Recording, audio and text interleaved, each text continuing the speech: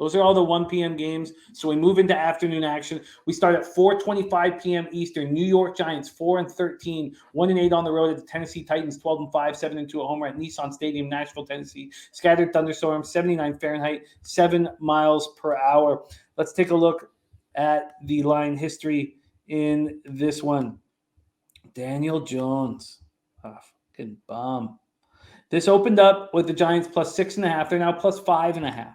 Is that people believing in the Giants or not believing in the Titans? I think it's people not believing in the Titans. This total opened up at 43.5. There's been a 2-cent move to the over. Let's take a look at the cash flow in this Titans spot. 21,575 tickets in. Listen to this. 49% of the tickets on the Giants and 92% of the cash. Wow. 60% of tickets on the over. They don't have a cash count at this point. Harold Williams is on the Titans minus 5.5. Topset says you already heard my Tennessee play. Can you refresh my memory, Topset, if you don't mind? Hit me with that one more time. All right. So the Brian Daboll era begins in New York, and Daboll and Mike Kafka. Mike Kafka will be calling the plays. Can Daniel Jones step up in his 4th year? I would bet against it. Last year, he was very underwhelming. Saw action in 11 games, threw for 2,420 yards, 10 touchdowns, 7 interceptions. Speaking of underwhelming, Saquon Barkley, 13 games. He rushed for 593 yards and 2 touchdowns. That's 9 touchdowns less and 714 yards less than his rookie season. Kenny Golladay leads the receiving group. 2021 first-round draft pick Ladarius Toney needs to give him more. The Giants secondary is not good. This offseason, they lost Bradbury, Logan Ryan, Jabril Peppers. Cornerback Adoree Jackson is strong, but now Wink Martindale gets another opportunity. The offensive line is dealing with injuries. Shane Lemieux's on IR with a toe injury. Center guard Mike Gates and top swing tackle Matt Peart are out. Sterling Shepard is not ready to start the year. On defense, Kayvon Thibodeau and safety Dane Belton are questionable. The Giants struggled against the run last year, 25th in rushing yards against. Now Derrick Henry is going to run all over him, or capable of running all over him. The Giants linebacking core is weak.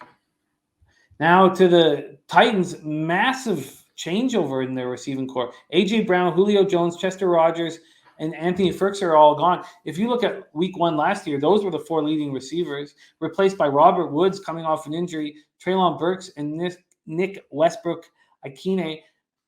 That's not a good group. Tannehill has Eric Henry to fall back on, but Henry, 8 games last year, 117.1 yards per game, 10 touchdowns. The Titans won't have Harold Landry, 16 sacks in 18 games last year. He's gone for the year with a torn ACL. Before Landry's injury, which is now a huge question mark. I mean, they have that Outry. sucks. It hurts. They still have Outry and Tart up front, but that hurts. They have Cunningham and Dupree at linebacker. But the real issue was their secondary, or really cornerback. They had the 2021 first-round pick Caleb Farley and 2022 second-round pick Roger McCreary competing to see who was going to be opposite Christian Fulton. They have Amani Hooker at safety. I guess what just happened after talking this out was I have interest in the under. I guess I have interest in the under. I'm glad you said that.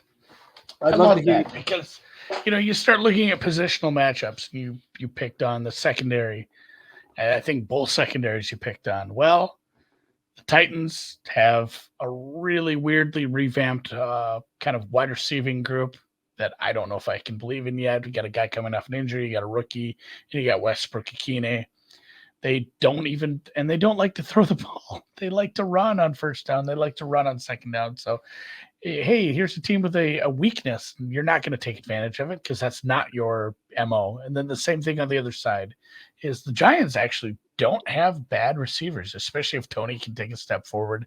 But I really don't believe in Daniel Jones. And I think he's going to be a big problem for this team. So despite the problems for both defenses, I have big reservations with both offenses, and I will be kind of this is nothing yet. I'm waiting to see if we can get some movement on here because I don't have a big difference between 43 and 43.5. But if this takes any over money, I will be absolutely buying back on 44. I'm kind of waiting for that.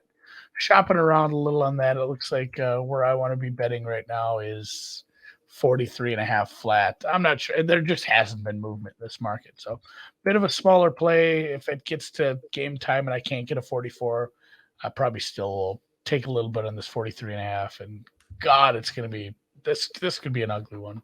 I hope. Yeah, I think it's going to be as well. I'm surprised, but I initially liked the Giants in this spot, but after talking it out, I don't want them. I don't. What are your expectations of Daboll and Kafka? I know we talked about you don't believe in Jones. I guess if you don't believe in Jones, Daboll and Kafka have their arms tied behind their back.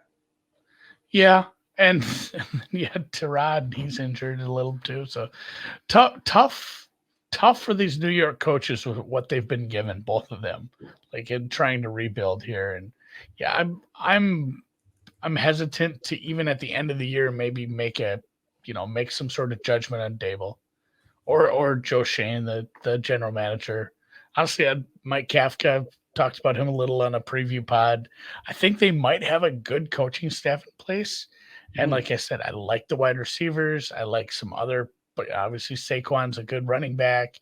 You have a few pieces on defense that are young. Like it's a good rebuild. And I think they passed on the option for a reason on their quarterback. And I think it would behoove them to lose a bunch of games and go get one of the guys we saw playing on Saturday and try to build around what you have right now. So yeah, hoping for both teams scoring about 20 in this one.